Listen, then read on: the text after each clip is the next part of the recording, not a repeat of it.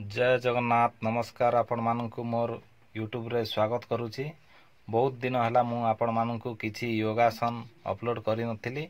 आज पुणी थरे आपण मानकु अपलोड करूची काहे कि ना मु टिके व्यस्त रहउथिली आउ वीडियो बने पारु नथिली सेति पई मु छाडी पारु नथिली। आज आसंतु देखिबा कर्णपीडासन। एई आसन प्रथम रे हलासन जो भली भावरे होउची से भली भावरे एई आसन मध्य हेबो।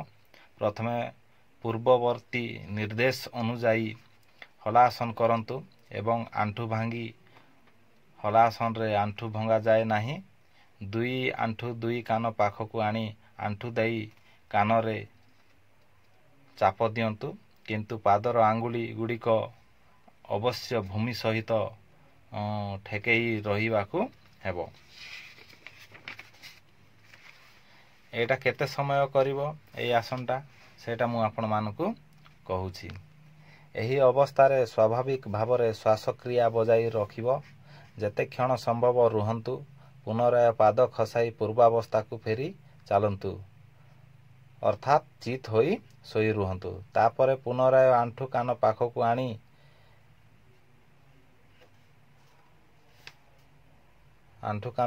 आनी कानरे चापंतु। ए आसनटी दिन रे 4 थर अभ्यास करंतु। एही आसन करिबा द्वारा कोन फल मिलुची सेटा मु आपण मानकु कहूची। एही आसन नियमित अभ्यास द्वारा हलासन सर्व प्रकार सुफल लाभ होय। अधिकंतु टॉन्सिल जनित त्रुटि बा टॉन्सिल रो दोष दूर होय। दीर्घ दिन धरी जे माने हलासन करूछंती से माने हलासन न करी कर्णपीडासन अनुशीलन करि पारंती। जदि आपण मानकु मो चैनल पसंद लागिला ताहेले कमेंट करंतु, लाइक करंतु आउ जे माने सब्सक्राइब करि नाहंती सब्सक्राइब करि दियंतु। आउ नुआ नुआ योगासन आपण माने देखि पारिबे। या परे मु आपण मानकु देखेबी पवन मुक्तासन।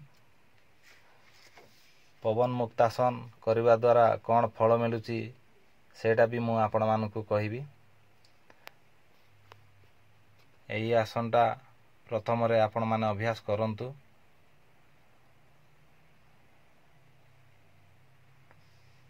ठीक अछि आउ बेसी किछि कहिबी नाही।